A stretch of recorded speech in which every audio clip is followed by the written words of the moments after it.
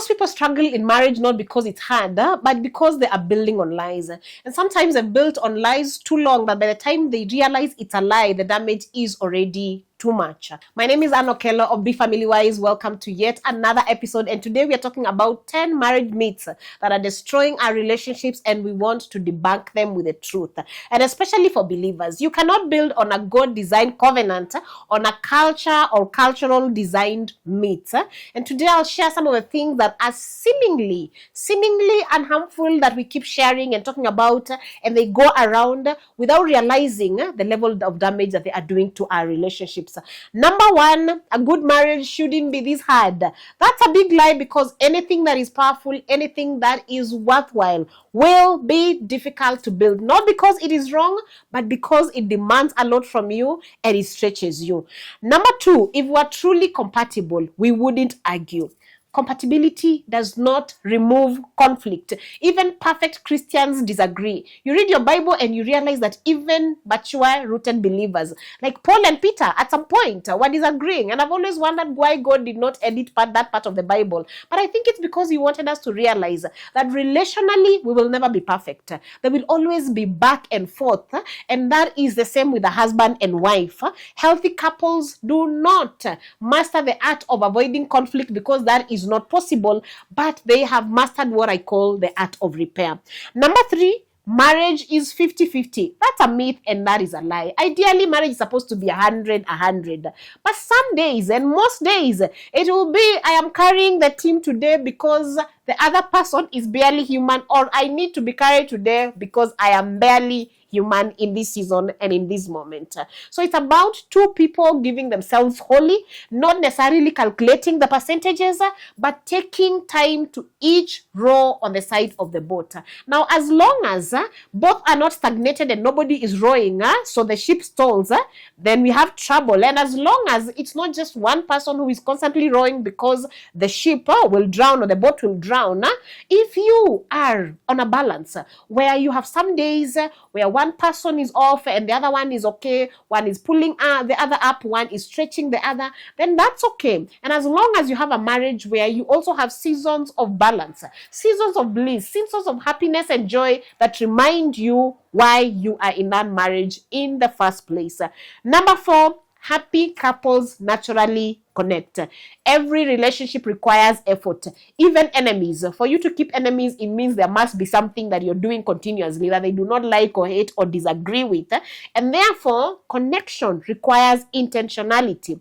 People who do not take time to connect will automatically, without any effort, drift apart. So you have to keep rowing your boat. Everybody has to keep taking their side of the equation or their side of their responsibility.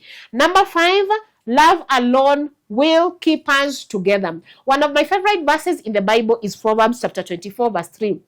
It says, by wisdom a house is built, by understanding it is established, and by knowledge it is filled with good and precious treasures.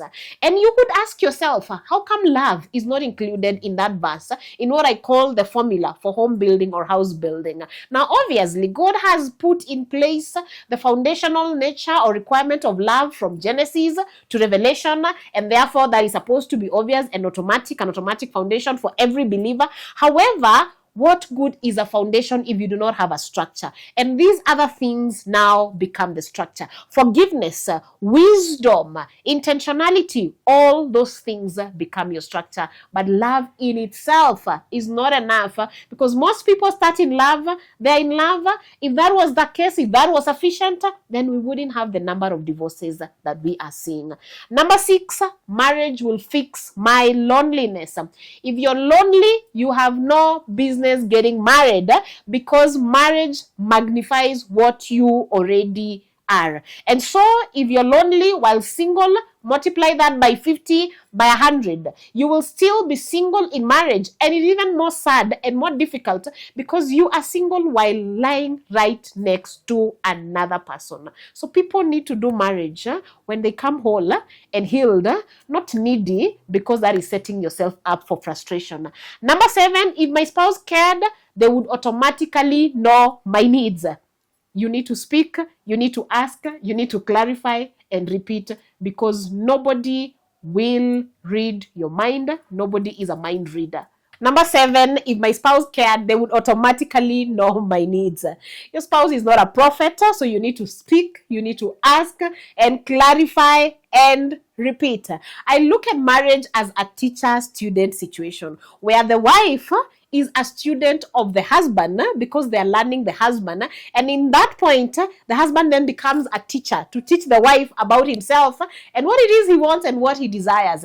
And you flip that equation, it's the same thing where the husband becomes a student of the wife to learn his wife, but also the wife must be a teacher to teach the husband what it is that she wants and what it is that she needs. But I'll tell you for a fact, unspoken needs, they become such unintentional wounds in marriage. So speak up, shout, and clarify what exactly you require from your spouse. Number 8, sex will always be effortless and passionate. Now, sex is beautiful where there is intention and there is communication and there is safety and there is emotional connection on all that. However, the truth of the matter is that sex in a marriage will take the nature and the shape of the phase and season that your marriage is in. Because all marriages will go through 4 seasons. Honeymoon, reality, misery, and thriving. In honeymoon, no effort is required. There's all these fireworks. Nobody needs any effort to do what they need to do. And then you get the face of reality where you start wondering, what did I get myself into? And at that point, yes, you try, but it requires a little bit more extra effort. And then you get to the face of misery. And you're thinking, okay, will I even survive this? Who is this that I married? In that moment, sex becomes more of duty, more of obligation. But for those who endure to get to the thriving phase and the thriving season, you get to the full circle and get yourself to a place of such connection, such powerful intimacy that it is 1,000 times better than the honeymoon phase.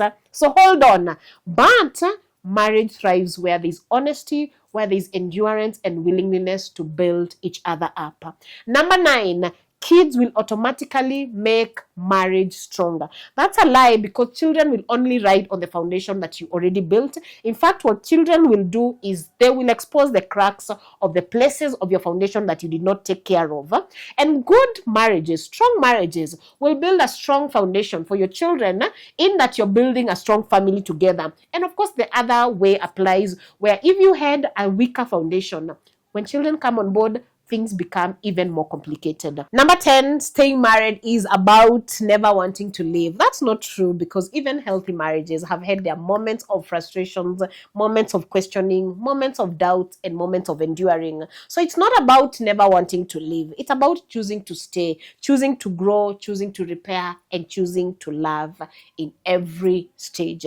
So hopefully one of these speaks to you. Hopefully one of these helps reset your mind, and hopefully one of these helps you build a clearer, stronger, and beautiful family. I am Ann Okello. Please comment, subscribe, share. Tell me what you think about the videos that we have done so far. But at the end of the day, my desire is that you can join this community where we will hold each other's hands as we passionately grow families that honor God and families that we are proud of. Until next time, God bless you.